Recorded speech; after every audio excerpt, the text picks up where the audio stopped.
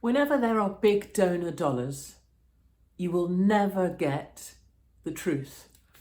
And that's probably the most accurate assessment of what's going on right now in the conservative kind of populist commentariat sites, where there is an all-out scrap going on between Stephen Crowder, Louder with Crowder, and the Daily Wire. And I have known most of these individuals in one way or another way back when, so 10 years ago, before they became the person they are now, before they had a platform or before they became known in any big way. And the one thing and the top line in all of this is, once donors and big money is involved, you are a very long way from any kind of authentic truth or conversation. And to make my kind of point that I'm trying to just talk about clear, I absolutely stand with Stephen Crowder on this whole thing.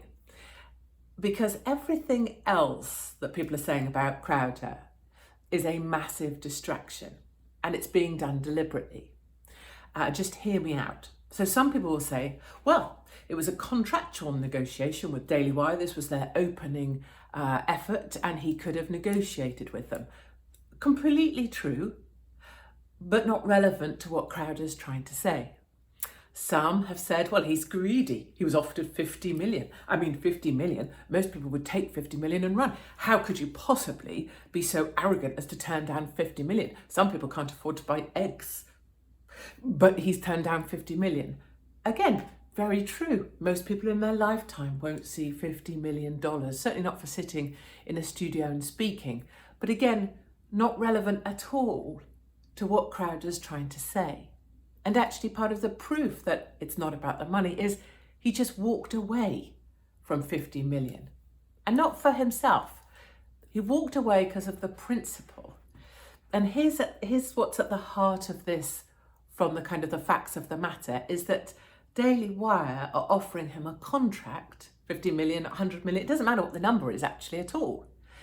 But they're offering a contract that is woven in with requirements that he still be able to be seen on YouTube, that he still be able to be seen on Spotify or other big tech platforms. And if they ban him or block him or stop him from using their platform, he is financially penalised. But wait, it's not even that the point that he's making, because as people rightly say, that was just their opening offer. He could have countered it. He's walking away because he knows that young people won't have the leverage to negotiate like he has, which means that all across these other platforms, people are trapped in by all sorts of mechanisms, like having to obey YouTube or having to curtail your thoughts so that you can still be on Twitter or Spotify or TikTok, having to restrict, having to pull back. So Crowder not only walked away from 50 million, he walked away from 50 million because other people won't have the leverage to push back on this kind of contractual bullshit, which actually means that the big tech overlords and the global masters control speech, even on platforms that sell themselves as being for the conservative movement. I just wanted to share a few other things without getting personal in any way, and bearing in mind that I do know a lot of these people, and they know me, whether they choose to acknowledge that or not, is that increasingly, and you can see it happen, speech is being curtailed on these platforms like Fox, like Daily Wire, like GB News.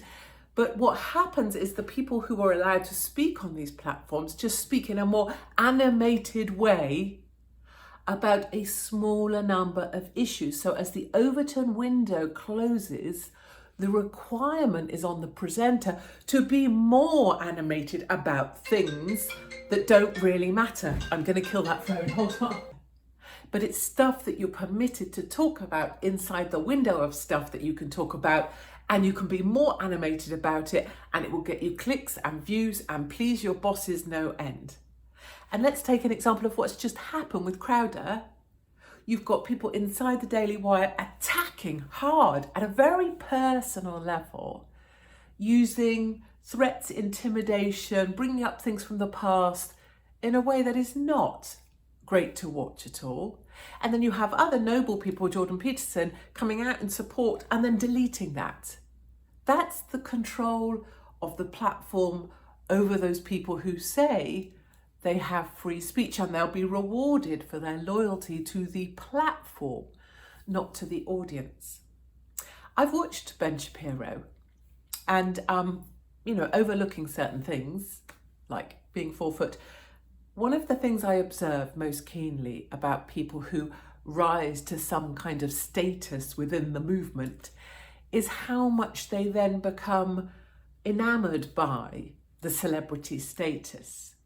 I watch them, and I watch them over time lose sight of our brilliant people, lose sight of the lovely ordinary Americans, ordinary Brits, who we're supposed to be helping give voice to, and become fascinated by ego, by celebrity, by the trappings of fame and wealth, because wealth allows you to buy security, and security gives you the illusion of being at risk or under threat. And I watched Ben Shapiro at a conservative conference walk from one conference room to another. And he had surrounded himself with security, big security, great security guys. I'm very much more interested in them than Shapiro any day of the week. But maybe 12 of them in a little ring around him as he moved from one conference room to another to keep the ordinary people away, to give him the prestige and status, make him so important that he had to be virtually lifted from one conference room to another. And I see this over and over. Speakers turning up, being paid to turn up, but stay in the green room, only come out on stage to do their talk, which is the same talk that they gave somewhere else that I've heard before, and they wait for the laughter lines and they haven't invested in the crowd, and then they leave and no one's allowed to speak to them. Or speakers who say, you have to buy 100,000 of my books before I'll come and speak for this much fee. And you have to buy 25,000 of my girlfriend, Kimberly Guilfoyle, books as well before I will come and speak.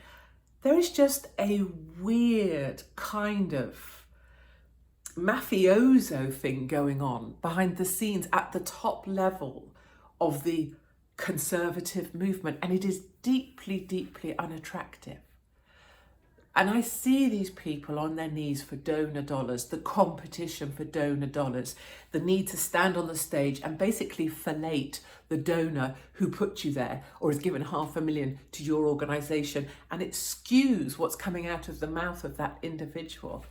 And to me, and I don't know anything about Crowder's level of fame or money or his access or his appearances that he can achieve. It is definitely easier to achieve those things as a male in America and in the UK, and look at all the commentators that are doing that, and that's okay. But what I see is that there is this jealousy between different people who have a platform. There is a fierce defense of individual donors, and the amount of things these individuals are willing to say gets smaller and smaller and smaller. So they just become increasingly animated about nonsense. And it's really depressing in some way, if not angering to see, because they have the luxury of access, of money that could buy you more access to more people, money that could fund for people to attend events, money that could be used for ordinary people to feel part of this community, but it's absorbed by them and their ridiculous needs for ever elevated fees. Who needs $50,000 to turn up and give a speech that they already gave, with all of the trappings that they have to have: security, a rider, a green room, transport for themselves? It's absolutely crazy. And I think there was just 2 points I wanted to make for people inside of this network who know what I'm talking about and see it themselves, and no one really speaks of it because it's kind of a dirty secret, because everybody else is trying to hold on to donor cash, and of course I'm not.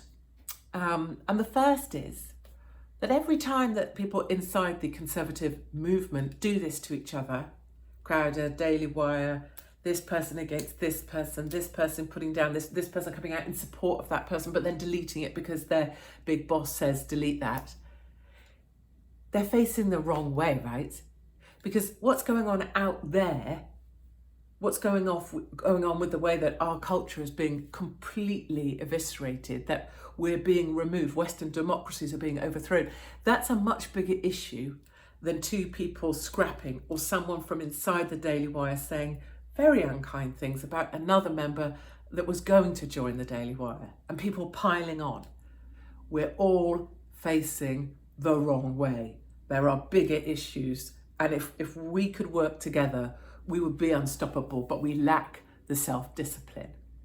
And the second thing, and the thing that I mean most of all, is that nearly every one of these speakers who is afforded the luxury of being a speaker or a commentator on conservative networks, and boy oh boy, half of these individuals are incredibly lazy. They think being inside a studio with a microphone and gobbing off is enough.